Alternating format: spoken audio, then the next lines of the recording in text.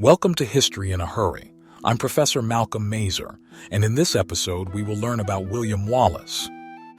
William Wallace, one of Scotland's most celebrated national heroes, played a pivotal role in the wars of Scottish independence against England in the late 13th century. His story is one of defiance, military brilliance, and ultimate sacrifice, inspiring generations with his fierce resistance against English rule. Though much of his life is shrouded in legend, historical records confirm that Wallace was instrumental in Scotland's fight for freedom, particularly in the years following King Edward I of England's conquest of Scotland in 1296.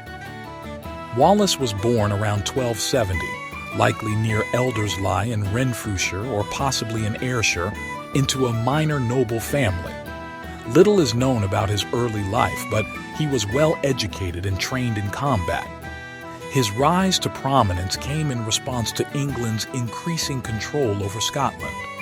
In 1296, King Edward I, known as the Hammer of the Scots, invaded Scotland, deposed King John Balliol, and declared himself ruler of Scotland. Many Scots resented English rule, and in 1297 Wallace emerged as a leader of resistance against the occupation. Wallace's first major act of rebellion was the murder of William Hazelrig, the English Sheriff of Lanark, an event that ignited an uprising across Scotland. With a growing force of Scottish rebels, Wallace launched guerrilla-style attacks on English strongholds and supply lines, gaining support among the Scottish people. His most significant early victory came at the Battle of Stirling Bridge on September 11, 1297. Facing a larger, better-equipped English army led by John de Warenne, Wallace and his co-commander Andrew Murray used tactical ingenuity to lure the English across the narrow Stirling Bridge. As English troops attempted to cross, Wallace's forces attacked, causing chaos and inflicting a crushing defeat. The victory cemented Wallace's reputation and briefly freed Scotland from English control. Following Stirling Bridge, Wallace was appointed Guardian of Scotland, ruling in the name of the exiled King John Balliol. However, his success was short-lived. In 1298, King Edward personally led an English army into Scotland, determined to crush the rebellion. At the Battle of Falkirk on July 22, 1298, Wallace's forces faced superior English cavalry and longbowmen. Despite his tactical efforts, the Scots were overwhelmed, suffering a devastating defeat.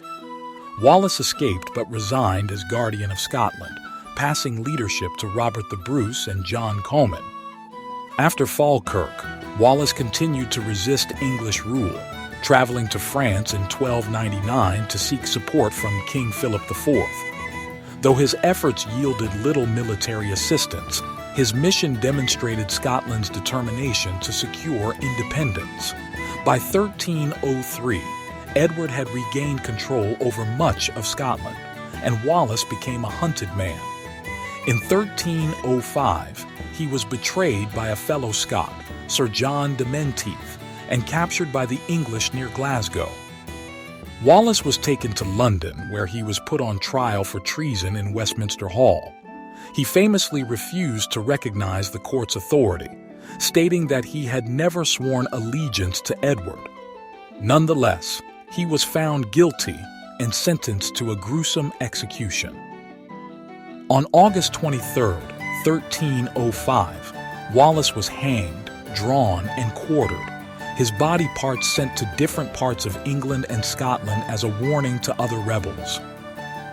Though Wallace's life ended in tragedy, his legacy endured. His resistance inspired future generations, including Robert the Bruce, who continued the fight for Scottish independence and achieved victory at the Battle of Bannockburn in 1314. Wallace became a symbol of Scottish nationalism, and his story was immortalized in literature and later in popular culture, most famously in the 1995 film Braveheart. Today, William Wallace is remembered as a fearless warrior who fought for Scotland's freedom. Monuments such as the Wallace Monument in Stirling honor his memory, and his name remains synonymous with the Scottish struggle for independence. His story serves as a testament to the enduring spirit of those who resist oppression in pursuit of freedom. Thanks for racing through history with us on History in a Hurry. If you enjoyed today's quick dive into the past, don't forget to like, subscribe, and hit that notification bell so you never miss a fast-paced trip through time. Please reply in the comments with ideas for our next history lesson. See you in the next one.